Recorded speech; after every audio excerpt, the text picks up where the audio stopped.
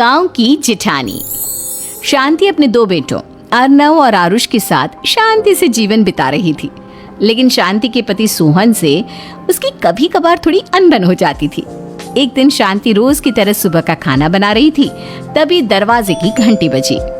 घंटी की आवाज सुनकर वो दरवाजे की ओर जाते हुए कहती है, अरे आती हूँ, कौन है, सब्र करो।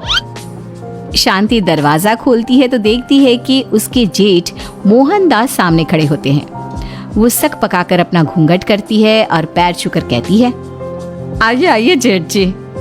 कैसी हो शांति?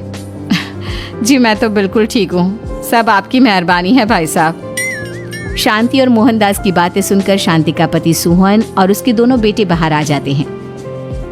अरे भैया राम राम, कैसे हो आप? राम राम भाई।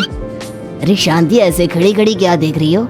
चाय कॉफी कुछ लेकर आओ, भैया आए हैं। शांति तेजी से रसोई की ओर आगे बढ़ती हुए कहती है, अरे मेरी माँ, गेट खोलने के चक्कर में मेरे तो चावल ही जल गए।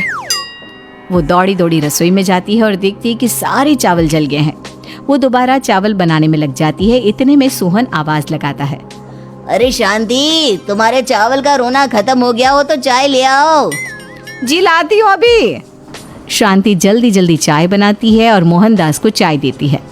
सब एक दूसरे की खैर खबर पूछते हुए चाय पीते हैं। चाय खत्म होती ही मोहनदास शांति की ओर देखते हुए मजाक में कहते हैं, शांति, अब तुम्हारी चाय में दम नहीं रहा, अब हमें चाय बनाने वाली बदलनी पड़ेगी। ये कैसे मुमकिन होगा जेठ जी, घर और बाहर का सारा काम मुझे ही करना पड़ता है और कभी कभी जल्दी जल्दी के चक्कर में काम बिगड़ जाते हैं, जैसे आज चावल जल गए। अरे इसी का तो हल लेकर आया हूँ। मैंने रिश्ता देखा है अर्नव और आरुष के लिए। दोनों लड़कियाँ बहुत सुंदर और सुशील हैं। अगर आप दोनों इजाज़त दें तो बात करूँ आगे। सोहन और शांति रिश्ते की बात सुनकर कहते हैं, अब ठीक है, बात चलाइए ना भैया, पर पहले लड़की के बारे में कुछ बताइए तो सही। हाँ हाँ भाई साहब, लड़की कैसी है, परिवार कैसा है, कहाँ के रहने वाले हैं? देखो परिवार तो बहुत अच्छा है, पर वे दोनों लोग बहुत गरीब हैं। दहेज में कुछ मिलेगा नहीं। अरे हमें दहेज में कुछ चाहिए भी नहीं, बस लड़की संस्कारी होनी चाहिए। एक लड़की तो पढ़ी लिखी है और शहर की रहने वाली है, पर दूसरी अपनी गरीबी की वजह से पढ़ न सकी और गांव में रहती है, लेकिन दोनों है बहुत खूबसूरत। अगर तुम सबको देखते ही पसंद ना आ जाए तो मेरा नाम बदल देना। हाँ, पर तो हम आके मूंद कर भरोसा कर सकते हैं भैया। आप आगे बात चलाइए, हम शादी करने को तैयार हैं। कुछ ही दिन में अर्नव और आरुष की शादी हो जाती है। आरुष की शादी अनपढ़ लड़की मंजरी से हो जाती है, जो कि बहुत भोली भी होती है, और अर्नव की शादी पढ़ी लिखी लड़की तनुजा से हो जाती है, जो कि घमंडी और चालू होती है। एक दिन मंजरी घर के काम कर रही थी कि अचानक शांति उसे आवाज लगाती है, बड़ी बहू, ओ बड़ी बहू, मंजरी जल्दी यहाँ आओ।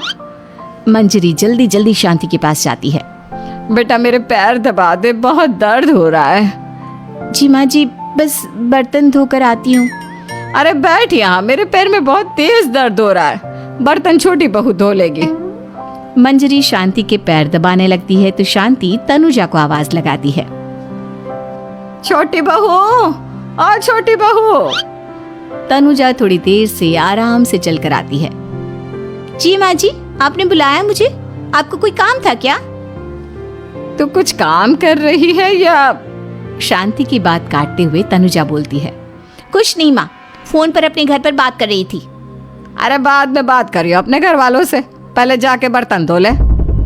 तनुजा मुंह बनाते हुए अपनी जिठानी की ओर देखती है और मन ही मन कहती है, ये महारानी वहाँ बैठी है, ये नहीं कि बर्तन धो ले।